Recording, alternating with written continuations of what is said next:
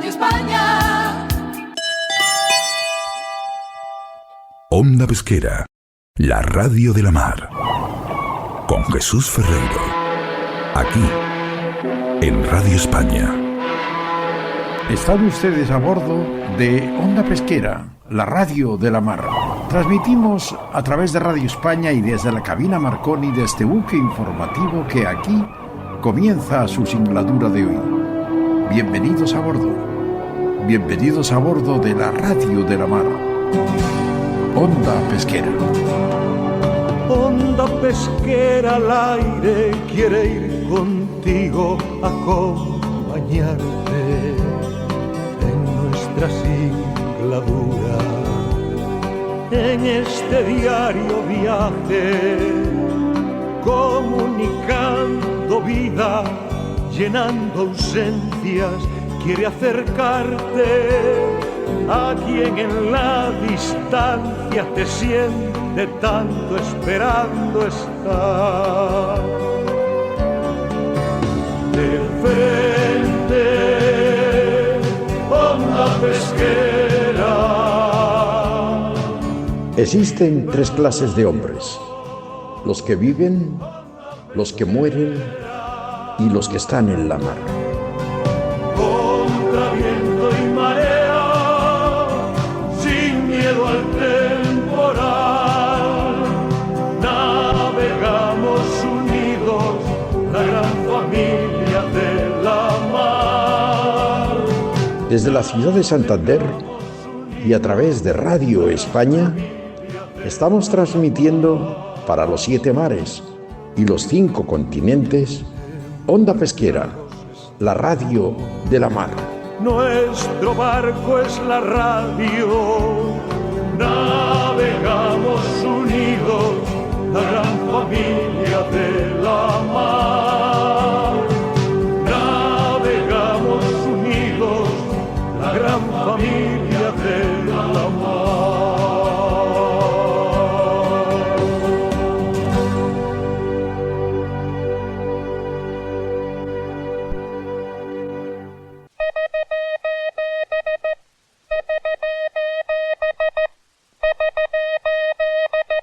¿Por qué ha perdido su perla llora una concha en la mar? ¿Por qué ha perdido sus plumas? Está triste el pavo real. ¿Por qué han pasado los días y su barco no volvió? Está llorando en el puerto la mujer del pescador. Háblame del mar, marinero. Dime si es verdad lo que dicen de él. Desde mi ventana no puedo yo verlo. Desde mi ventana la mar no se ve. Háblame del mar, marinero. Háblame del mar otra vez. Buenos días nos dé Dios y nuestra santa patrona, la Virgen del Carmen. Este es el programa de Onda Pesquera, la radio de la mar, número 6308, el 74 de esta temporada, y corresponde a hoy, lunes, día 8 del mes de julio del año 2024. Saludos muy especiales para toda nuestra buena gente de la mar, para todos los que, a bordo de vuestros barcos pesqueros, mercantes, barcos de recreo, y naturalmente buques de la Armada Española, nos estáis escuchando ahora mismo a miles de kilómetros de vuestros seres queridos. Especialmente queremos saludar a toda la tripulación del buque escuela de la Armada Española Juan Sebastián Elcano, que nos escuchan ahora mismo navegando en medio del océano con rumbo, por fin, al puerto de Marín, donde tienen prevista su arribada para este jueves, día 12 de julio. Ya sabéis que para que nos podáis escuchar desde cualquier punto de los 7 mares o desde cualquier lugar de este pequeño planeta mal llamado Tierra, estamos transmitiendo desde Radio España, la primera emisora de la radiodifusión española, que este año cumple sus primeros 100 años de vida, desde su inauguración allá en el año 1924. Felicidades, Jorge Álvarez. Transmitimos a través de sus plataformas internacionales Seno FM, Google Podcast, Spotify, Amazon y también, naturalmente, a través de radioespaña.es. Podéis escucharnos las veces que queráis y a la hora que mejor os venga. Para todos, nuestra más cordial y entrañable bienvenida a bordo de Onda Pesquera, la radio de la mar. A pesar de que el gobierno todavía no ha rebajado el IVA de los productos de la mar, nosotros estamos preparados para iniciar esta nueva singladura, la número ya 6308 de Onda Pesquera, la radio de la mar. Hoy han embarcado con nosotros como invitados especiales el capitán de corbeta Diego Cánovas, Javier Garat, Enrique López Veiga, Moisés Pires, Hugo González, Begoña Merino, el capitán de navío Eduardo Bernal, Jorge Álvarez y quien os habla encantado, Jesús Ferreiro. Entre todos vamos a intentar realizar un excelente programa de radio para informaros y explicaros qué está pasando ahora mismo en el mundo de la mar. Esto es Onda Pesquera, esto es la radio de la mar. Onda pesquera al aire quiere ir contigo a acompañarte. Continuamos navegando en Onda Pesquera, en la radio de la mar, en esta singladura ya la número 6308. Y vamos a hablar de un tema en el que mezclamos la seguridad, la importancia de la seguridad de la vida humana en la mar y también de la economía. Vamos a hablar de la denominada crisis del Mar Rojo, que tanto afecta a los buques, sobre todo a los buques portacontenedores. Y vamos a hablar con un experto en este tema y para ello vamos a conectar con el puerto de Santa María, allí en la preciosa provincia de Cádiz, con el capitán de corbeta Diego Cánovas. Capitán de corbeta, buenos días. Buenos días a la buena gente de la mar, especialmente un abrazo muy fuerte, Jesús. Muchísimas gracias. Otro más fuerte para ti. ¿Cómo está actualmente lo que estamos llamando crisis del Mar Rojo? Bueno, lamentablemente estamos en la misma situación con compañías navieras de primer orden como MSC y Maersk haciendo circunnavegación por el canal por el Cabo de la Buena Esperanza. Esto no tiene visos de que vaya a amainar el temporal porque los factores causales están ahí, que están en Gaza. Ahora hay un incremento de hostilidades más que potencial en Líbano con Hezbollah y pues realmente no se suprime la amenaza de los hutíes en tierra, es decir, en el origen. Por tanto, por otra parte también pues faltan barcos, la generación de fuerzas viene a demostrar un poco la falta de previsión de los países, ¿no? Y la falta de previsión en construcciones, la falta de previsión en inteligencia. No sabemos realmente qué estamos haciendo para suprimir esa amenaza, dónde están los emplazamientos de lanzamiento de misiles, cuántos misiles tienen, cómo reciben los misiles. Acabamos de perder a un marino a bordo del Tutor.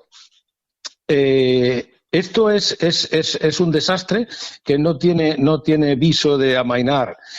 Ahora, según el Fondo Monetario Internacional, la economía crecerá un 3,2% en este año y también en el 2025. ¿Y qué sucede cuando se incrementa el PIB en el mundo? Pues que hay una correlación con un incremento del tráfico marítimo comercial. Y eso es un hecho que está constatado por la estadística que ofrece Naciones Unidas. Mientras que no tengamos esa conciencia y no se coja el toro por los cuernos, pues seguiremos con este problema, seguiremos viendo cómo las fuerzas navales de la Unión Europea, la operación Aspides, tiene problemas y el almirante que lo manda pues no para de pedir más medios, no se lo dan, la generación de fuerzas es deficiente, como hemos estado viendo también en la operación Atalanta contra piratería. Entonces, realmente, y ante todo esto, vemos una guerra de desinformación por parte de los hutíes que no paran de declarar incidentes que no somos capaces de confirmar, incluso en el Mediterráneo, y falta mucha claridad, Jesús, falta mucha claridad. Tenemos que decir que los barcos mercantes van a tener que seguir circunnavegando, porque la vida humana es lo primero. Y eso conlleva a alargar la cadena de suministro, la necesidad de más barcos, mayores emisiones, un incremento en los precios, inflación, rotura de stock. Es un problema que realmente nos da la impresión de que los países, los gobiernos del mundo, de los países del mundo no se lo toman con la debida consideración. Claro.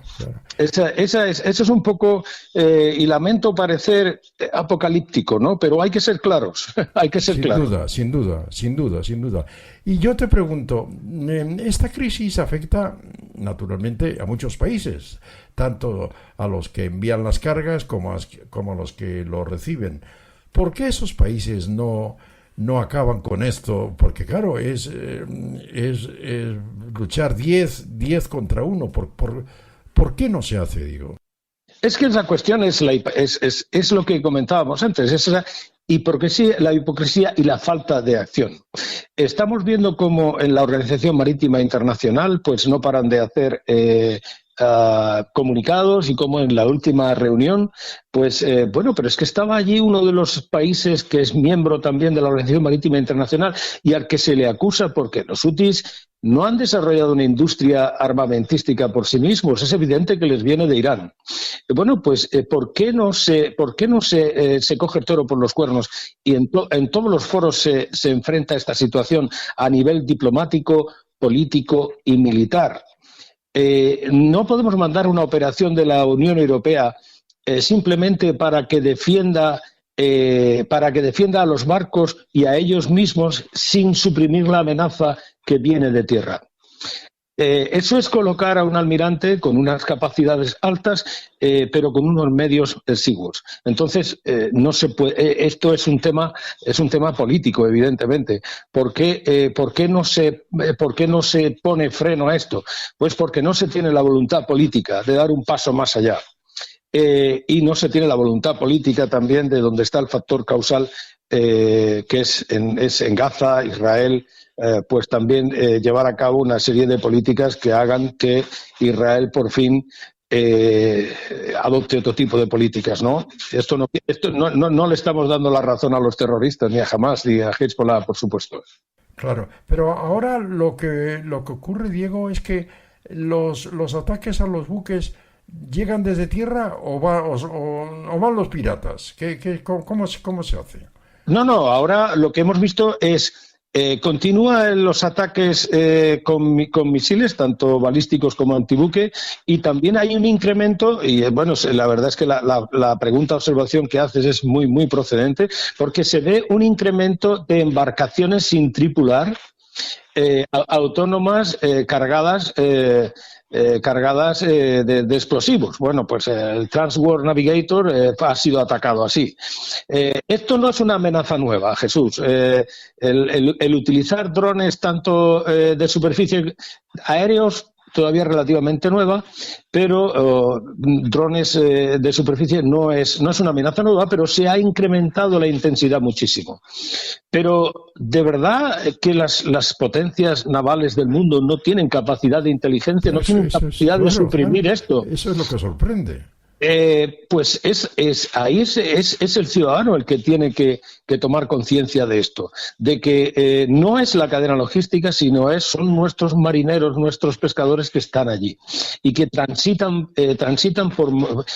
para hacernos un servicio extraordinario que nos facilita la vida y el bienestar de las naciones en el día a día.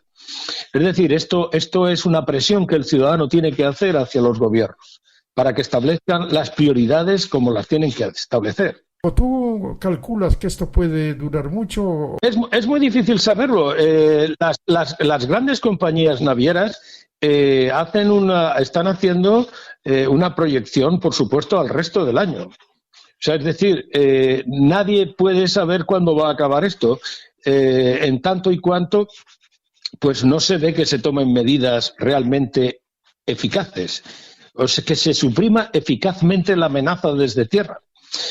Mientras que no suceda eso, pues la situación va a continuar con la repercusión sobre la economía global y sobre la vida de los ciudadanos, pues que estamos viendo. ¿Y por qué atacan los hutíes a los barcos? Bueno, inicialmente, los hutíes son un actor, podemos decir que son terroristas, eso depende de la definición. Es un actor no estatal, que yo dudo mucho ya de esa definición, porque controlan la capital, Sanaa, y controlan una gran parte de Yemen, ¿no? Y aparte tienen unas estructuras y además tienen una política internacional y se alinean con una serie de posiciones, como son el ser anti-israelíes.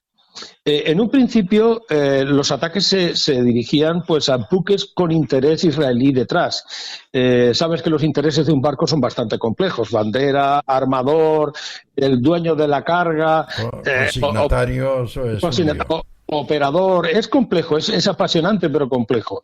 Entonces, demostraron una gran inteligencia naval, porque delimitaban muy bien los objetivos, pero con ayuda de Irán, seguro. Pero ahora es que la amenaza se cierne sobre todo el tráfico mercante general. O sea, es decir, ya no importa. Incluso puede que hayas tocado un puerto israelí en el último año dentro de tu ruta comercial típica, que ya te conviertes en un objetivo. Incluso hemos tenido objetivos de ataques criminales por parte de los hutíes sobre barcos a los que no somos capaces de identificar ningún vínculo con Israel, Estados Unidos o el Reino Unido. Con lo cual, ahora lo que se pretende es hacer una interrupción, un daño, una repercusión, tomando como bandera la causa palestina, la causa... esa es la intención. La intención es causar un daño al tráfico, a la libertad de comercio, a la libertad de navegación y al tráfico comercial en el mundo. ¿Ellos respetan algún buque de alguna bandera de algún país o no? Es otra pregunta muy relevante. Por supuesto, claro, cuando hablamos de la bandera china, que es la que en un principio pues hubo ahí un acuerdo, ¿no? Medio acuerdo, y los rusos también. Pero volvemos otra vez a la complejidad. O sea, los chinos, la posición de los chinos, la posición pública, es que a los chinos no les interesa que haya ahí. No solo no les interesa que les ataquen a los barcos con bandera china, o no con operador chino, pero tampoco les interesa que ataquen ningún barco, puesto que los chinos son exportadores natos de suministros y vienen aquí. Es decir, que es muy difícil que pasen barcos por ahí que no tengan ningún tipo de carga china.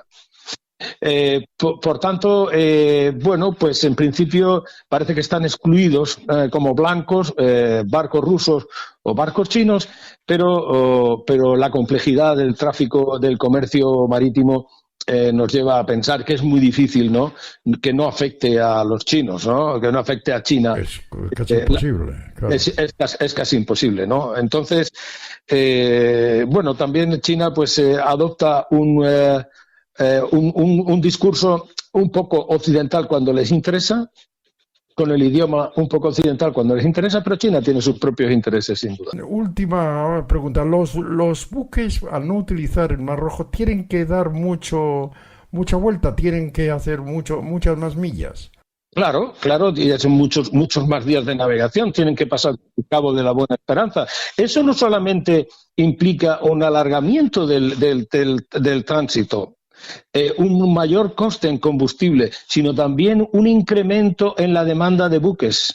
O sea, es decir, la repercusión es muy grande, pero las grandes compañías como Maersk, MSC, que es la número uno, CMA, bueno, pues ya estos lo tienen claro, y por supuesto, y si no, y van a seguir circunnavegando, y si no se retorna al canal de Suez porque se haya pacificado la zona del Mar Rojo, pues vamos a estar viendo esto y vamos a ver cómo esto tiene una repercusión económica importante. Sin duda. Capitán de corbeta Diego Cánovas, como siempre ha sido un placer escucharle, y nos preocupa, pues, de todo lo que hemos hablado, ¿no? Sobre todo nos preocupa, por encima de todo, la seguridad de la vida humana en la mar. Pero me temo que eso va a continuar y por lo tanto continuaremos llamándole para que nos informe tan detalladamente como lo hace cada vez que interviene aquí en este programa. Y le recuerdo que le esperamos en nuestro programa especial del día 16, la festividad de la Virgen del Carmen, de la Buena Gente de la Mar. Será un placer y como siempre es un placer para mí estar aquí contigo. Un abrazo muy fuerte, Diego. Un abrazo fuerte a todos. Estás escuchando Onda Pesquera, aquí, en Radio España. Continuamos en Onda Pesquera, la radio de la mar. Continuamos en nuestra singladura número 6308 y continuamos ya en el penúltimo programa de esta temporada, porque como todos sabéis, todas las temporadas acabamos el Día del Carmen y nos cogemos un mes y pico solamente de vacaciones, no como otros, ¿eh? Nosotros somos modestos. Vamos a conectar ahora mismo con la capitán del mundo mundial, con Sanlúcar de Barrameda. Entonces todos ya sabéis que vamos a hablar con Javier Garat. Javier Garat, como todos conocéis, es presidente de la Asociación de Organizaciones de Productores de Pesca de España, CEPESCA. Además es presidente de la Asociación de las Organizaciones Nacionales de Empresas Pesqueras de la Unión Europea, Europech, y además de la Coalición Internacional de Asociaciones Pesqueras, IPSA. Asimismo, es miembro del Comité Económico y Social Europeo. Como os imagináis, es uno de los españoles que más conoce a fondo el tema pesquero y es un honor tenerlo con nosotros como invitado especial aquí en Onda Pesquera, la radio de la mar. Don Javier Garat, buenos días. Buenos días, Jesús. Muchísimas gracias por esas palabras. Todos los días aprendo algo nuevo en este apasionante mundo de la pesca. Todos los días aprendemos algo de la vida. De cualquier cosa siempre tenemos que ser curiosos durante toda nuestra vida para querer conocer nuevas cosas siempre. Claro que sí, y ojalá la gente fuera más curiosa con los temas pesqueros, porque sigue siendo un gran desconocido y necesitamos que la gente se dé cuenta de la importancia que tiene y del esfuerzo que hacen nuestros pescadores cada día cuando salen al mar para traer esas cosas tan maravillosas, esos productos tan maravillosos que luego nos comemos. Es verdad. Bueno, Javier, tú eres un hombre importante en el sector pesquero en Europa. Te has reunido hace unos días con el ministro de Agricultura, Pesca, Alimentación, etcétera, etcétera, etcétera, Luis Planas. A mí me parece buena gente, pero ¿cómo ha ido esa reunión? La semana pasada, como bien dices, tuvimos la reunión con el ministro, nos convocó a la Federación Nacional de Cofradías y a CEPESCA. Por parte de CEPESCA estuvimos Julio Morón, que es el presidente, y yo. Por parte de la Federación, Basilio Otero, que también como protagonista muchas veces de este programa, también presidente de la Federación Nacional. Y lo hizo para hablar específicamente de la estrategia a seguir en el ámbito europeo, en este nuevo ciclo político, una vez que ya hemos tenido las elecciones al Parlamento Europeo y que pronto tendremos una nueva Comisión Europea. Y lo hacía porque, al igual que nosotros, él es consciente de todas las dificultades que hemos tenido en esta última legislatura y la importancia desde el primer día de estar en Bruselas, de hablar con el nuevo comisario, que ojalá sea exclusivamente de pesca, como prometió von der Leyen, que todavía está por decidir, y también trabajar con los grupos políticos en el Parlamento Europeo para intentar que haya un cambio de rumbo en la política pesquera común, en la política medioambiental, y que se consiga un mayor reconocimiento al extraordinario trabajo que hace el sector pesquero, que ha hecho durante muchos años el sector pesquero y que ha tenido como consecuencia que la mayoría de las poblaciones de peces se encuentren en buen estado desde el punto de vista biológico, sobre todo en el Atlántico Nordeste. En el caso del Mediterráneo va mejorando, pero todavía quedan algunas poblaciones que están sobreexplotadas, pero desde luego va mejorando. Y esos esfuerzos al día de hoy no están siendo reconocidos.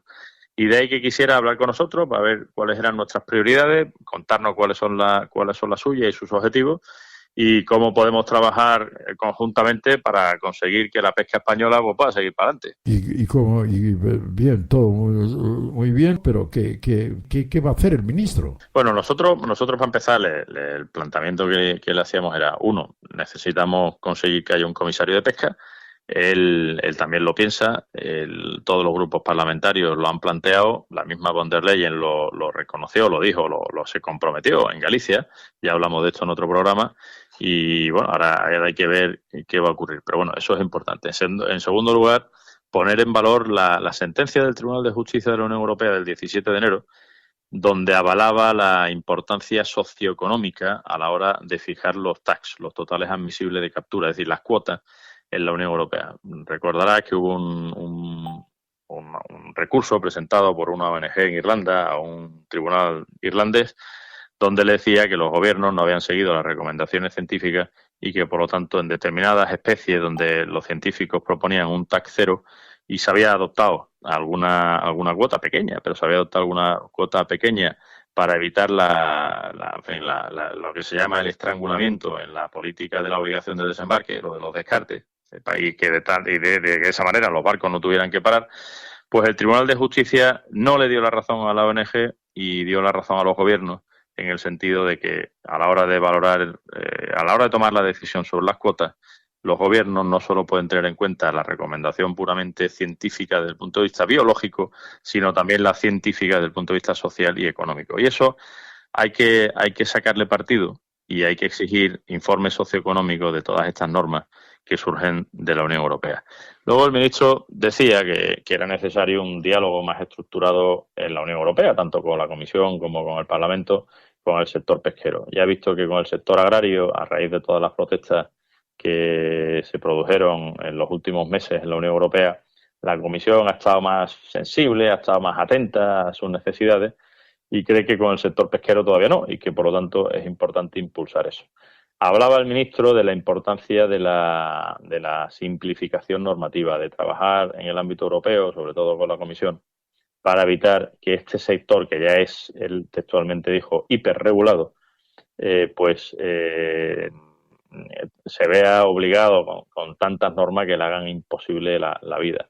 Hablando de temas que nos interesan, como las áreas marinas protegidas, él reconocía que el contador no empieza de cero, que hay elementos de conservación que ya se han realizado y que tienen que tenerse en cuenta, y que también se tiene que tener en cuenta a la hora de crear estas áreas y de gestionarlas, la huella de la actividad pesquera, que ya existe. O sea, no podemos quitarnos de en medio a los barcos como si no hubieran existido en la vida. Habló de un tema muy importante, como es el cierre de las 87 zonas, la veda que hay en 87 zonas del Atlántico, en aguas de España, de Portugal, de Francia y de Irlanda. Precisamente el día 4 de julio se ha celebrado la vista oral del recurso de anulación en Luxemburgo, que presentó el Gobierno de España y que presentó también nuestra organización de productores de Burela. Y tenemos que ver, supongo que a lo largo de esta semana conoceremos el resultado de esa vista oral, porque es muy importante para la revisión de esas zonas de veda que tanto daño ha hecho a nuestra flota, sobre todo de palangre de superficie. Hablamos del Mediterráneo, que coincidimos que es uno de los temas que más nos preocupa y que más quebraderos de cabeza nos ha dado a todos. Él reconocía, el ministro, el gran esfuerzo del sector en estos últimos 4 años en los que se ha aplicado el plan plurianual para recuperar las poblaciones de peces en el Mediterráneo, y que sin duda están dando resultados, quizás todavía no los que la norma pretendía, porque decía que quería que estuviera todas las poblaciones en rendimiento máximo sostenible en el 2025, pero sí, desde luego, ha habido un cambio de tendencia, se han mejorado mucho las poblaciones de peces que se ven afectadas y desde luego estamos en muy buen camino en ese sentido.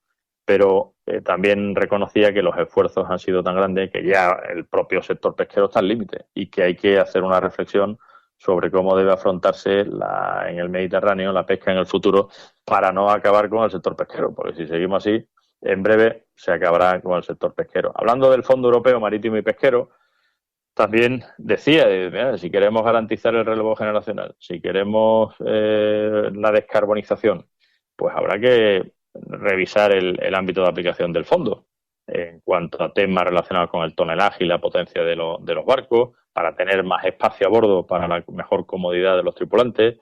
La descarbonización, pues necesitarán modificar algunas de las normas existentes que nos impiden construir barcos más grandes, porque hará falta dinero para investigar qué tecnología en el futuro se puede utilizar que tenga emisiones cero, en fin, temas que para nosotros también son importantes. Consumo de pescado, hablamos mucho.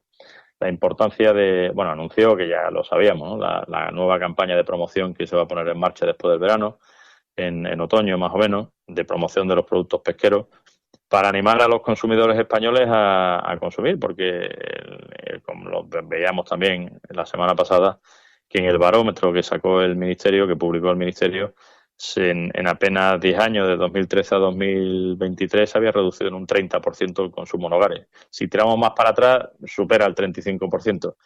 Eso es preocupante para todos, como hemos hablado en muchas ocasiones aquí en el programa. Hemos hablado también de la dimensión exterior, de la importancia no solo de luchar contra la pesca ilegal, sino también de impedir que los pescados que entran, las importaciones que proceden de terceros países, que no hacen bien su trabajo, que no entren por la puerta de atrás, por otros puertos de otros países diferentes a los de España, que desgraciadamente está ocurriendo, ¿no?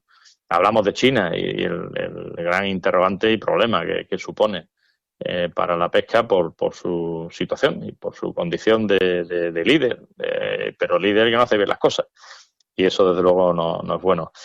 También hablamos que en este nuevo ciclo político se termina el periodo transitorio de lo que ya es del Brexit, de la salida del Reino Unido y del acuerdo con el Reino Unido en el año 2026. Y ahí se tienen que revisar las condiciones de acceso a las aguas del Reino Unido y las cuotas. Y eso es muy importante para la flota española, para la flota europea en general, pero también para la española. O de las relaciones con Noruega, que desde luego los noruegos se están subiendo a las barbas y están poniendo a la Unión Europea en una situación delicada y la Unión Europea no está sabiendo hacerle frente. Bueno, pues todas esas cosas habrá que tratarlas. Bien, en definitiva, como puedes ver, hemos hablado de un montón de cosas de ámbito europeo. Nosotros le hemos hablado también de la necesidad de revisar la política pesquera común, sobre todo cuestiones como la obligación de desembarque, de dotar de más personal en la DG Mare, la Dirección General de Pesca de allí de la Comisión Europea, al equipo en general, a todos los equipos, pero en particular al de la política exterior, porque cada vez que se negocian los acuerdos, pues se hace en unas condiciones que no son las adecuadas y nos pasa como nos ha ocurrido con Guinea-Bissau. Los barcos han tenido que salir del caladero porque no se negoció a tiempo y no se ha podido aplicar el nuevo acuerdo sin que los barcos tengan que salir, ¿no? En fin, hay muchos temas que están ahí, que nos afectan en nuestro día a día y que necesitamos esa colaboración para pelear por nuestro sector. Bueno, pues no te va a faltar trabajo, ¿eh? No, sin duda. Este es nuestro pan de cada día. Con una palabra, ¿tú cómo saliste de la reunión? ¿Contento? Bueno, medio, vamos a ver. ¿Enfadado? ¿Cómo? En la reunión yo creo que faltaron también tratar los temas relacionados con España. Y, por ejemplo, el IVA era uno de ellos, ¿no? Pero bueno, como quiso, por el tiempo que teníamos además, claro, hablar de los temas de la Unión Europea, a mí sinceramente me pareció bien que abordásemos este tema, que antes de que empiece ya la nueva comisión y el nuevo Parlamento hayamos podido tener este intercambio de opiniones para decirle lo que nosotros pensábamos, y él nos dijo lo que él pensaba, que tengo que reconocer que iban bastante alineados los mensajes. Y bueno, el ministro, tú sabes que tiene muchas tablas y sabe torear en diferentes plazas y lo hace bien. Y bueno, nosotros nos quedamos satisfechos con la reunión, tengo que decirlo. Es verdad que hará falta otra para hablar ya de los temas internos, del funcionamiento aquí en España, de las medidas que hay que aplicar en España, que también forman parte de nuestro día a día. Perfecto. Pues, Javier, muchísimas gracias. Un placer, como siempre. Hemos aprendido mucho de tus palabras y es un lujo para nosotros poder escucharte y, sobre todo, felicitarte por el gran trabajo que estás realizando en favor de nuestra pesca. Un abrazo muy fuerte, Javier. Muchísimas gracias, Jesús. Un fuerte abrazo y disfrutad comiendo pescados y mariscos, que seréis más felices ahora en estas vacaciones que ya se acercan de julio y agosto. Así lo hacemos. Un abrazo, Javier. Navegamos unidos, la gran familia de la mar.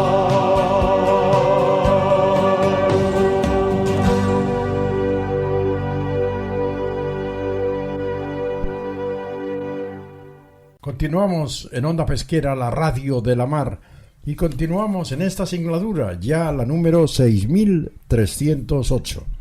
Vamos a hablar de una noticia que hemos leído en el Faro de Vigo, que nos dice que el palangre gallego se cambia al enmalle para esquivar el veto a la pesca de fondo. Y hay muchas cosas que están pasando en la pesca, y esta es una de ellas, ¿no? Vamos a hablar con una de las personas en este continente que más sabe de pesca y además que más lo ha vivido y más ha luchado por la pesca española en Europa. Vamos a hablar con Enrique López Veiga, que buenos días, es consejero de pesca. Buenos días, ¿qué tal? ¿Qué está pasando, Enrique? ¿Por qué es este cambio del palangre se cambia al enmalle? Explícanos primero un poco qué es el palangre y qué es el enmalle. Sí, son dos artes de pesca pasivos, o sea, no arrastran, no hacen nada por el fondo, y el palangre es básicamente una línea de la que cuelgan muchos anzuelos que se ceban y ahí pican los peces. O sea, el fondo realmente, hombre, ya es una exageración decir que por fondear los pesos, ¿no?, que fijan el palangre, pues se hace daño al medio ambiente, ¿no? O sea, es que realmente ahí solo van a comer las merluzas, lo que nos comemos, y las especies. Eso. Y después la volanta, el enmalle, es un arte, es una red, básicamente, que se extiende como una pared, y ahí pues se lían los peces, se capturan y se suben. Y es lo mismo, o sea, se posa en el fondo, ¿de acuerdo? Pero no es de arrastre, no es de arrastre. No. Eso se queda. Se fondea, vamos, se fondea. Se fondea y allí se queda, ¿no? Luego se levanta, o sea que el impacto en el fondo es mínimo, ¿no? Pero a mí lo que me da rabia es, dice, bueno, vamos a ver, lo que hay que hacer antes de hacer una veda o proponer eso, dice, bueno, ¿por qué? Dice, ¿qué es lo que se quiere vedar? Eso yo no lo he visto en la comisión. Y luego el ir haciendo remiendos, ir permitiendo ciertas cosas, bueno, a mí me recuerda el chiste aquel del niño que se pega con un martillo en la cabeza y dice el padre, oye, ¿por qué te pegas con un martillo en la cabeza? Y dice, es que cuando paro me da mucho alivio, ¿no? Entonces, claro, a nosotros nos pasa igual. Dice, oye, claro, nos levantan un poquito la cosa y dice, hombre, sí, es mejor, pero es que toda la legislación no ha tenido ningún sentido, no se ha respetado un poco el sentido de la proporcionalidad. Yo creo que es que realmente estamos en manos de gente que son atolondrados ecológicos, ¿no? Ya ni siquiera son ecologistas, o sea, es que quieren aparentar que toman medidas y se dicen verdaderas tonterías científicas. Eso es decir que un ecosistema sano produce más.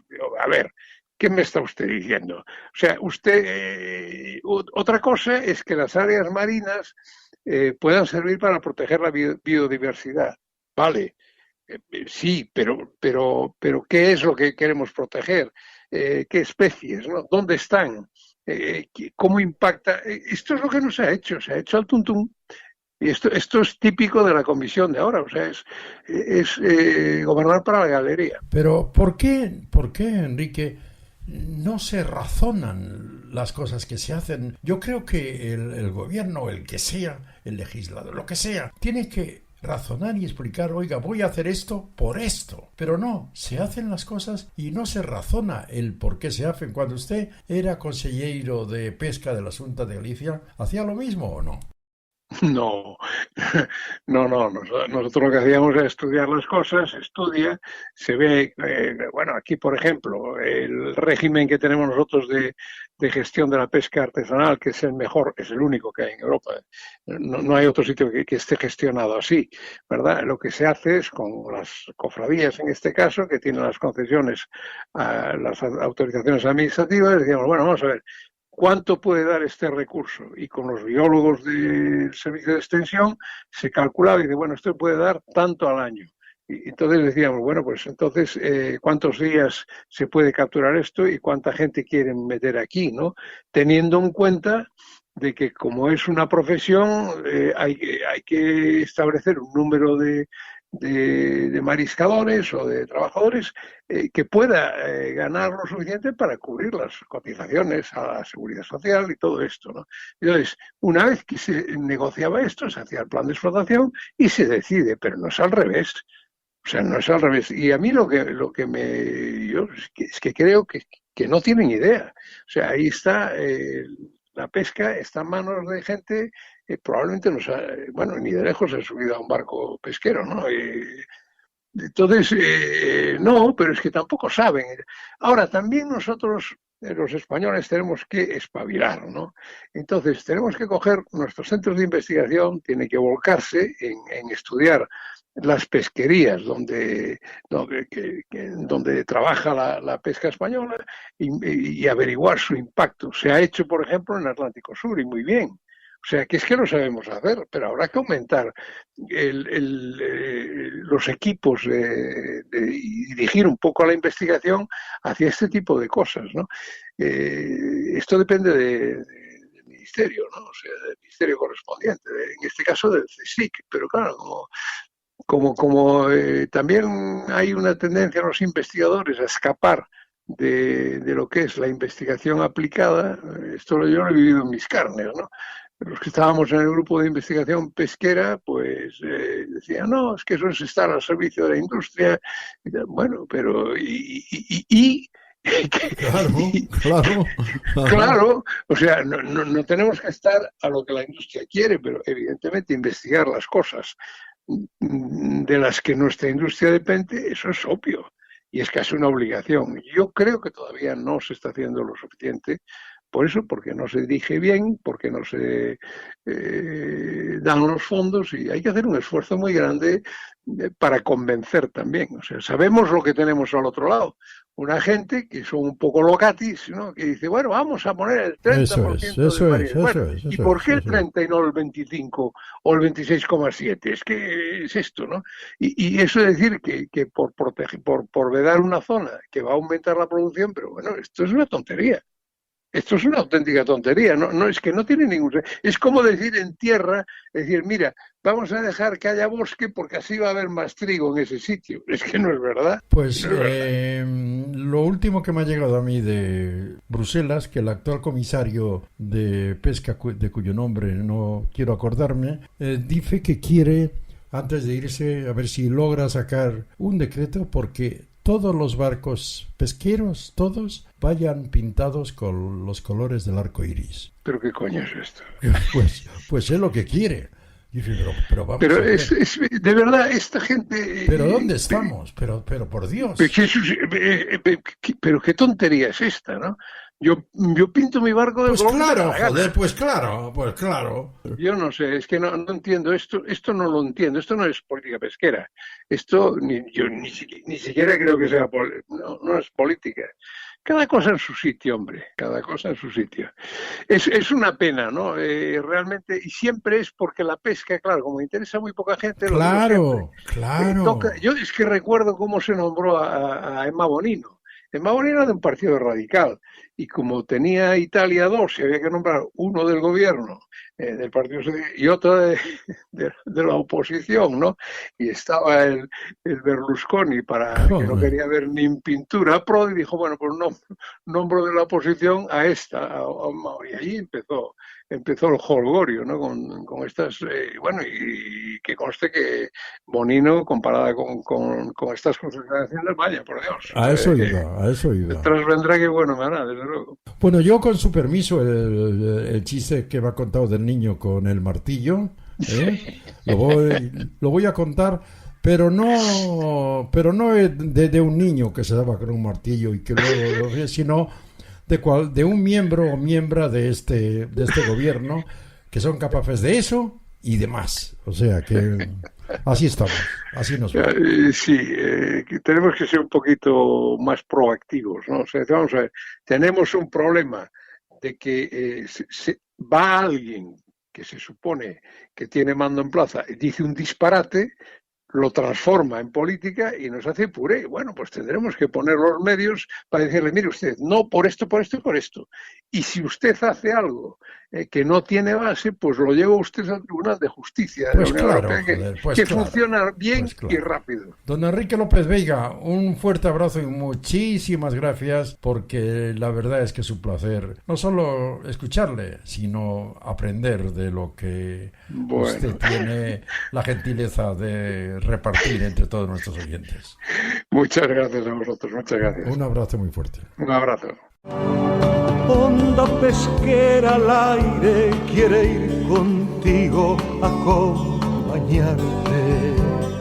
Continuamos navegando en Onda Pesquera, la radio de la mar. Continuamos en esta singladura, ya la número 6308. Estamos ya en el verano, y en el verano, entre los deportes que más se practica, que más aumenta su práctica, es precisamente el submarinismo. Unos por deporte, otros que son profesionales, pero en este arte de submarinismo, que por desgracia en verano nos trae noticias de más accidentes de los normales. Vamos a conectar con Tenerife, donde se encuentra nuestro buzo particular, uno de los buzos con más prestigio en Europa, que ya lo conocéis vosotros, que es Moisés Pires. Moisés, buenos días. Buenos días, Jesús, y gracias por tus palabras. Es un privilegio estar aquí. ¿Por qué en verano tenemos más noticias de más accidentes en el mundo del submarinismo? Bueno, digamos que debido a lo que es la meteorología, en verano siempre tienes condiciones más propicias para lo que son las actividades al aire libre, y en este caso en el mar, ¿no? Entonces el buceo no es una constante, o sea, me refiero, es una actividad que en el momento en que se realiza con condiciones meteorológicas buenas, pues es una actividad que te va a proporcionar muchísima libertad, y es un placer el practicarla, ¿no? El tema que nos trata hoy es la desaparición de esta buceadora que estaba realizando actividades arqueológicas en Tarifa, ¿no? Sí. Entonces, la verdad es que es un tema bastante trágico, puesto que a pesar de lo que son las noticias que salen de buceadores que desaparecen, porque claro, una vez que se rompe lo que es la superficie y ya estás en el azul, pues nadie va a tener nadie te puede, digamos, saber dónde vas a estar, salvo que te sigan las burbujas y demás, ¿no? Entonces, pues la verdad es que es una noticia bastante triste, y que, yo siempre he pensado de que la práctica del buceo es una práctica en la que se hace mucho hincapié en los cursos de formación de buceador, en las nociones de seguridad, ¿no?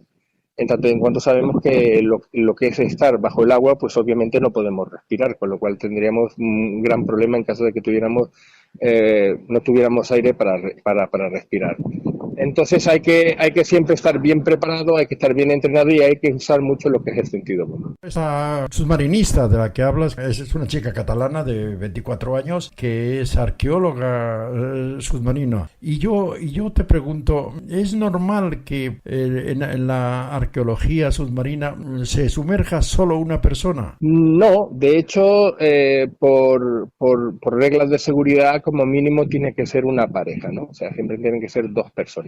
El que se vaya una persona sola, pues mira, es tan poco recomendable como que yo me vaya a caminar o a patear aquí en el Teide, ¿okay? Que es lo que me pilla cerca, pues obviamente necesitaría saber, o necesitaría decirle a alguien dónde voy a estar, por en caso de que no vuelva a la hora ya concertada, pues que se pudiera salir en mi búsqueda. Pero lo normal es que siempre tienes que tener una persona, y en el buceo siempre tiene que haber una persona con la que tú puedas contar, porque de la misma forma que te puede ayudar, tú la puedes ayudar a él, ¿no? Pues en este caso no lo había, porque estaba ella no la había. Y sí.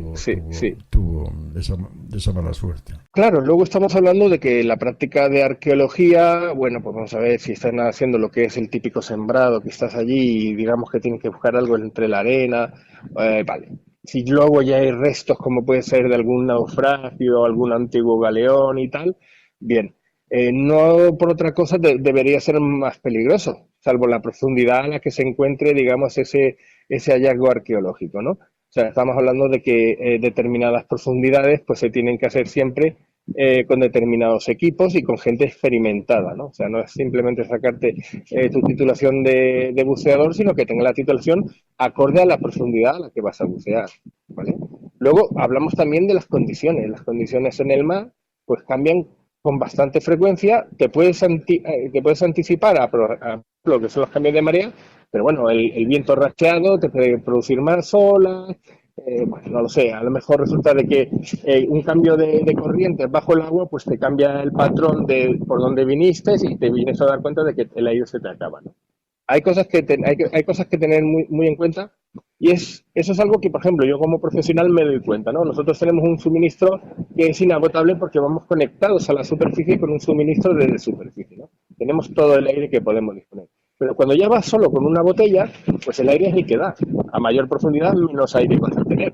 Con lo cual no puedes, digamos, si te distrae, y suele ser el caso de arqueólogos y de otra gente que realiza una actividad, pues obviamente pues muchas veces pues te quedas ahí porque quieres, digamos, apurar, porque quieres terminar para no volver mañana y luego cuando te vienes a dar cuenta no tienes aire ni para volver a superficie. No digo que este sea el caso de la arqueóloga que haya podido desaparecer, pero la verdad es que es una pena, ¿no? Bueno, pues hablando de accidentes en el submarinismo, pues yo tengo que recordar a mi hijo Eduardo, que en el año 2000 estaba practicando submarinismo con 2 compañeros más.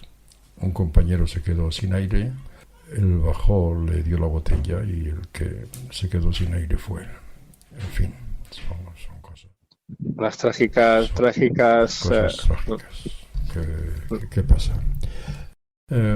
Has hablado antes de galeones y ahora, ¿por qué está tan de moda? Bueno, digamos, como hemos hablado ya, lo que era la expansión de la España aquella de los siglos XVI y XVII por el mundo, pues digamos que cubrían todo lo que eran las rutas internacionales, ¿no? Y traían pues mucha plata de lo que era del Perú, oro y demás, y luego con eso pues hubo un tráfico, digamos que se hablaba de lo que era la primera gran globalización a nivel mundial, ¿no? España tenía bases por muchas partes en el sur, lo que era la parte del Pacífico, la parte de Filipinas y Asia, y comerciaba mucho con China, Japón, y luego obviamente todo lo que conseguía, las sedas, las ricas sedas japonesas, pues las mandaba a Veracruz, de Veracruz hacían un cambio y las mandaban a Europa, con lo cual, pues digamos, había un ir y venir de mercancías, ¿no? O sea, los barcos que salían de aquellas ricas tierras, pues obviamente estaban cargados con unos tesoros fastuosos, ¿no? Entonces, de lo que hablamos el otro día es que se encontró, creo que es el galeón San Carlos, el que está en Colombia, y se estima de que tiene pues unas riquezas de un valor incalculable. Se cifran que pueden estar en torno a los 18.000 millones de euros. Estamos hablando, claro, solo de lo que es el valor material, pues estamos hablando también de lo que es el valor valor que es incalculable, el histórico, artístico, claro, el que nunca pasa, que siempre va escuchando, ¿no? Entonces estamos hablando de que todo ese galeón que se encuentre, pues por derecho internacional marítimo, pues España, como eran barcos que en un momento dado eran civiles, pero los fletaba la Armada, eran barcos del gobierno español, ¿no? Con lo cual eran pues parte de España allá donde fuere. Entonces, ¿qué ocurre? Que España podría incluso reclamar un 5% de todas esas riquezas, lo cual siempre entrará en litigio con el país con el que esté, con que te pueda llevar mejor o peor. Pero ese es el derecho que existe, ¿no? O sea, existe el derecho de que, obviamente, según las aguas nacionales, pues todo ese botín quedaría, pues, que son las 12 millas de aguas costeras de las que daría el país, pero una parte, ya te digo, se cifra en un 5%, vendrían a ser de propiedad del barco que naufragó. Claro. Moisés, muchísimas gracias porque nos has ayudado a entender más tanto el mundo, ese mundo tan enorme y tan maravilloso y tan espectacular que es lo que tenemos debajo de la superficie de nuestros mares. Es un mundo maravilloso, pero como hemos dicho, yo también tengo amigos y gente que pues no lo llegó a conseguir, que desaparecieron y demás. Son temas muy complicados. He participado voluntariamente en búsqueda, puesto que mi cuñado también desapareció un Jueves Santo del 2008 y nunca fue encontrado. Entonces es un dolor desgarrador de que la actividad que más amas es la que te produce un dolor así, ¿no? Siempre he estado dispuesto a ayudar a todas las personas que hayan podido estar desaparecidas y mi teléfono siempre estará preparado para cualquier llamada que pueda yo ayudar en la experiencia que pueda aportar. Qué bien. Eres además de uno de los mejores buzos, eres además buena gente. Un abrazo muy fuerte. Un abrazo muy fuerte, Jesús. Gracias. Navegamos unidos, la gran familia de la mar. Estás escuchando Onda Pesquera con Jesús Ferreiro, aquí en Radio España. Continuamos aquí en Onda Pesquera, en esta singladura número 6308. Como recordaréis, el pasado lunes hablamos con Hugo González, que es el gerente adjunto de Arbi, sobre una degustación, sobre una presentación de un festival que se va a celebrar en Vigo, pero sobre todo de una promoción para animar a todo el mundo a consumir más pescado y más marisco. Estamos en contacto nuevamente con nuestro buen amigo Hugo González. Hugo, buenos días. Buenos días, don Jesús. ¿Cómo andamos? Andamos bien. Primero pedirle disculpas porque no pude asistir por un problema de salud, pero bueno, ya estamos recuperados. Y solo preguntarle, en primer lugar, ¿qué tal fue la presentación de hace 7 días ahí en Vigo? Pues afortunadamente bien. Sabíamos de qué estábamos hablando, que estábamos presentando, por supuesto, y lo digo porque es la 5ª vez que lo hacemos. Hemos realizado 4 festivales Arbi do Peixe que tienen que ver con la promoción de los productos que captura la flota asociada, pescado, mariscos, cefalópodos.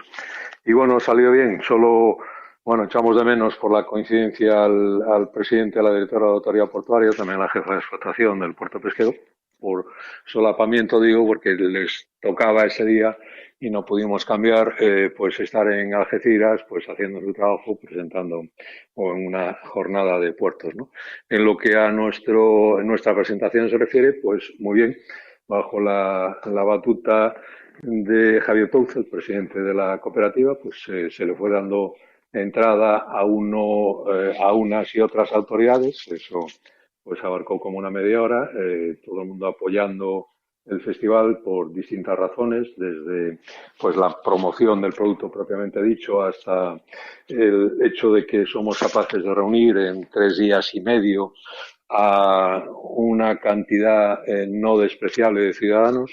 Creemos que entre los 3 días y medio estábamos, espero que también este año, alrededor de 100.000 personas que nos visitan, y como, ha caído el consumo de pescado en los últimos años, per cápita en casa, en domicilios, quiero decir, hemos pasado unos 30 kilos hace apenas unos años a 20 o alguno menos este año, pasado y este. Bueno, se mantiene en restaurantes, pero en consumo interno pues ha bajado, ¿no? Interno, teniendo por interno el de las familias, ¿no?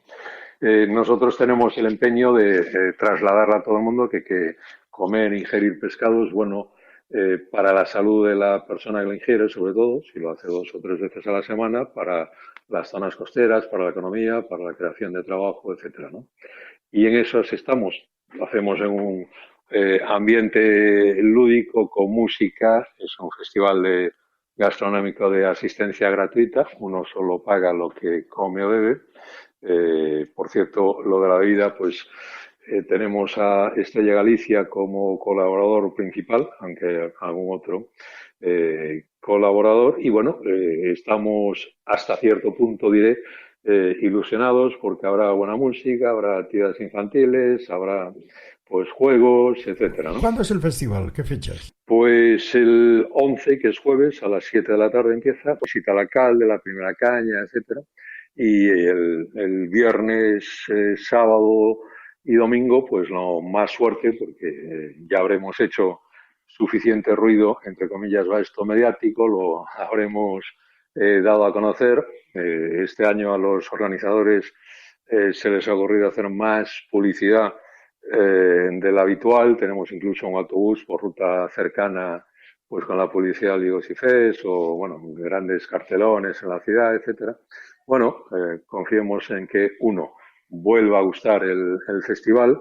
Lo diré, dado que estamos en verano, de esta forma vuelva a enamorar el festival a aquellas personas que asistan y que todo el mundo disfrute, que es de lo que se trata. Y si además comen pescado y beben cerveza, ¿qué más se puede pedir? Bueno, pero pueden ir personas de cualquier lugar, ¿no? O sea, no solo de Vigo, ¿no? Por supuesto, sí, todos los que están visitándonos esta semana. Recuerdo que hace un par de años pasaba una señora con prisa por la zona, el día justo que empezábamos, en el 22 fue eso, y iba pues con prisa a coger el barco que decimos aquí, para ir a las Islas Cíes, un paraíso terrenal que tenemos muy cercano, ¿no? Y la señora ve el evento, ve todo lo que hay y dice, uy, qué bonito, qué pena que ahora no me puedo quedar. Bueno, esa es sensación que queremos despertar, que gusten los stands, que gusten los platos de autor, la cocina de la industria, que la gente disfrute con la música. No es un recinto cerrado, al contrario, es abierto, se puede acceder desde distintas partes de la ciudad. Y bueno, en la confianza de que todo salga bien, con el esfuerzo de muchas personas, los armadores que donan pescado, los organismos públicos que apoyan por distintas razones, todas loables, a la realización del festival, y muchas empresas como Estrella Galicia, Gadis, pues FENSA, Marine Instruments, hay un montón de ellas que van poco a poco apoyando el festival e identificándose con él, que es lo importante. Muy bien. Hugo González, gerente adjunto de ARBI, muchísimas gracias. Estoy seguro de que este fin de semana van a ser unos días de fiesta fantásticos y que seguro que vamos a animar y vamos a conseguir que nuestros buenos amigos, toda la gente de nuestro país, consuma un poco más de pescado y de marisco. Primero porque es saludable, ¿no? Y porque nos aumenta el buen estado corporal y también espiritual, ¿verdad? Y segundo, como decía Javier Garat, nuestro secretario general de CEPESCA, consume pescado, serás más feliz. Produce esa sensación por las endorfinas que corren por el riego sanguíneo. La gente que consume pescado o marisco, cefalópodos, es gente más feliz. Un fuerte abrazo, Hugo. Don Jesús, muchas gracias. Un abrazo, hasta otro día. Onda pesquera al aire quiere ir contigo a acompañarte. Cada semana, Begoña Merino nos da una agradable sorpresa, hablándonos de interesantes historias, naturalmente, todas relacionadas con el mundo de la mar. ¿De qué nos hablará hoy Begoña Merino? Ahora lo sabemos. Buenos días, Begoña. Buenos días, Jesús. Pues hoy vamos a hablar de las sirenas. Misteriosas criaturas que todos conocemos y que nos acompañan a través de la historia, protagonizando muchos relatos literarios, pinturas, esculturas, películas que forman parte de la historia del cine, fascinando tanto a niños como a adultos. Según muchos historiadores, la figura de la sirena procede de la cultura egipcia, llegando con fuerza a la griega como un ser enigmático al que en origen se le atribuía cuerpo de pájaro y cabeza humana. En griego antiguo, su nombre significaba las que atan.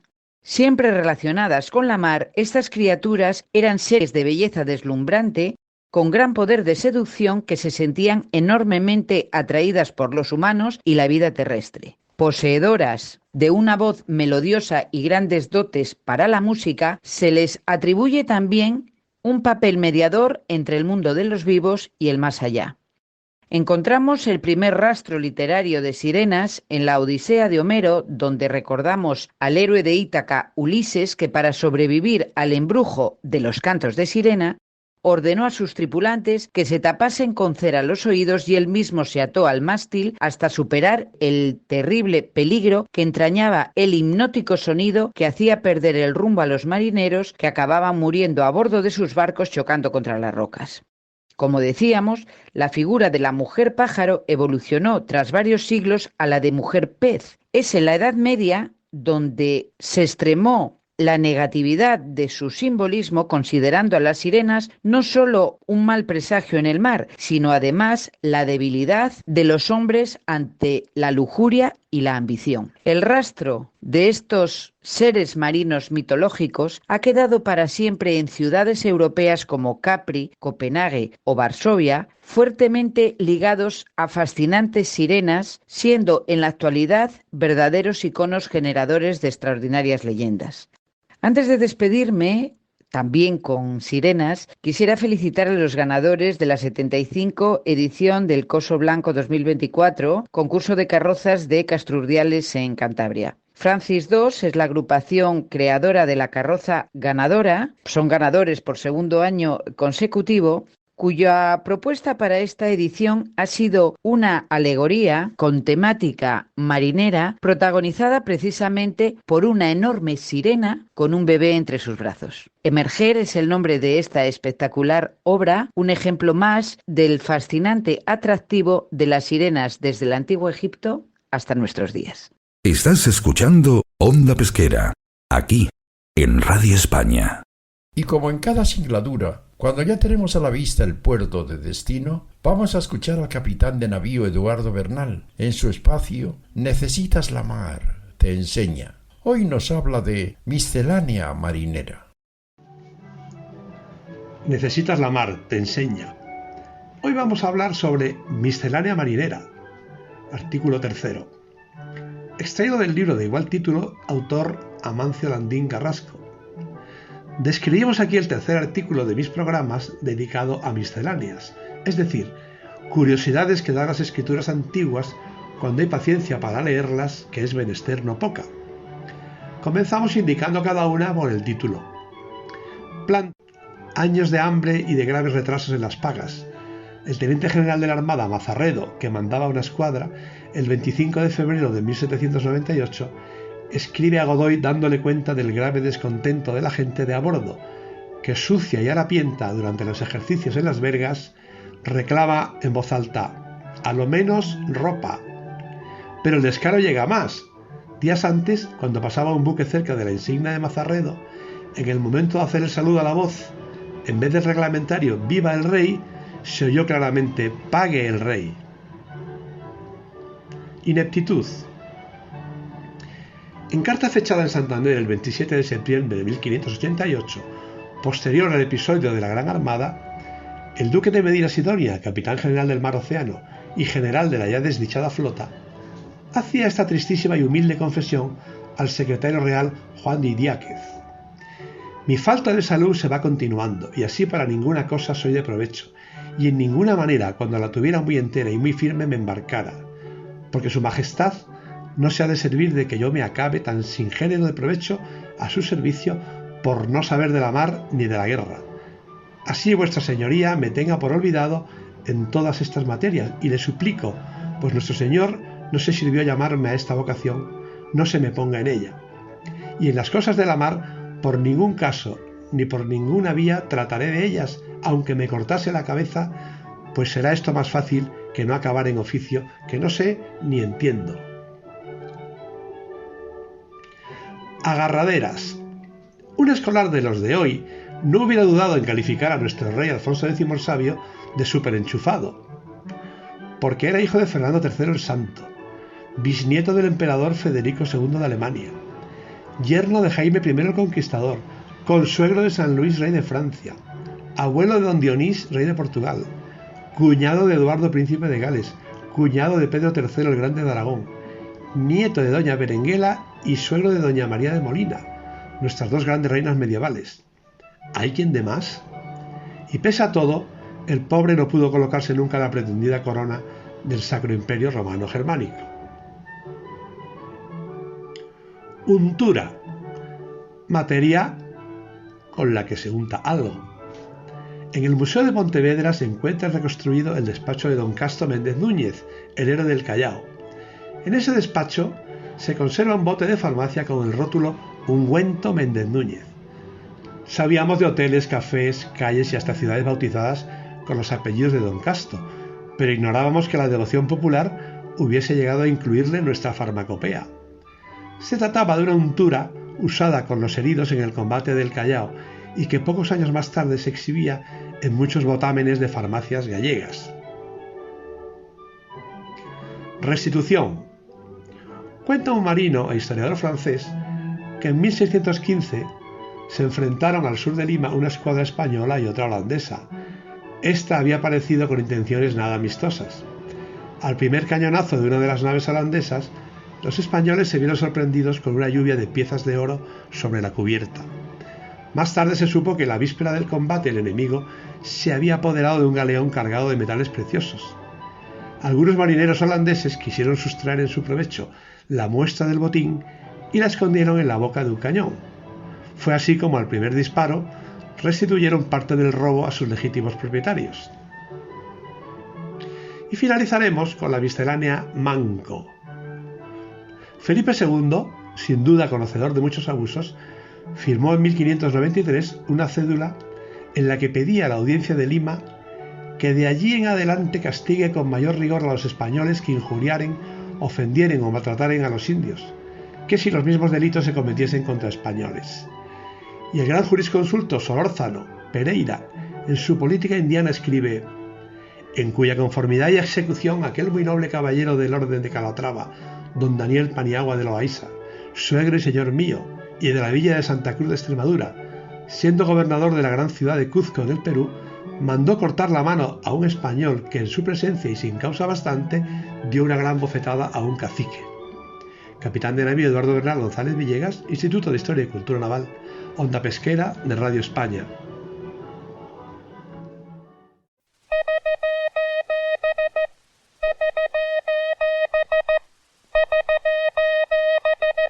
Ha pasado ya nuestra singladura de hoy. Qué pena.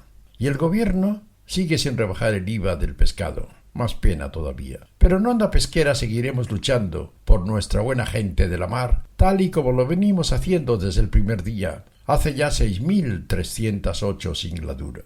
Volveremos dentro de una semana para de nuevo navegar durante una hora con todos vosotros a bordo. La verdad, dentro de una semana, no. El próximo programa de Onda Pesquera, la radio de la mar, no será el próximo lunes, sino el martes, porque el martes es el día 16 de julio, festividad de nuestra santa patrona, la Virgen del Carmen. Ese día, 16 de julio, el más importante festivo para toda nuestra buena gente de la mar, vamos a realizar un programa especial, muy especial, sobre todo para todos vosotros, los que ahora nos estáis escuchando, lejos de vuestros seres queridos. Gracias por formar parte de esta gran familia de la mar. Toda esta singladura ha sido posible realizarla gracias a la excelente supervisión de Jorge Álvarez. Hemos transmitido, con la colaboración de la Fundación Titanic y de la Academia Española de la Radio, y lo hemos hecho, como cada día, a través de Radio España, la primera emisora de la radiodifusión española. Últimos reconocimientos a Onda Pesquera, en su nueva etapa, aquí en Radio España. Premio Internacional AXA de Periodismo 2022. Premio Cepesca de Periodismo 2023. Premio Nacional de Radio 2024, otorgado por la Academia Española de la Radio. Estamos orgullosos de navegar con todos vosotros a bordo en este buque informativo llamado Onda Pesquera, la radio de la mar. Volveremos a estar a vuestro lado no el próximo lunes, sino el martes, día 16 de julio, festividad de nuestra santa patrona, la Virgen del Carmen. De frente, Onda Pesquera.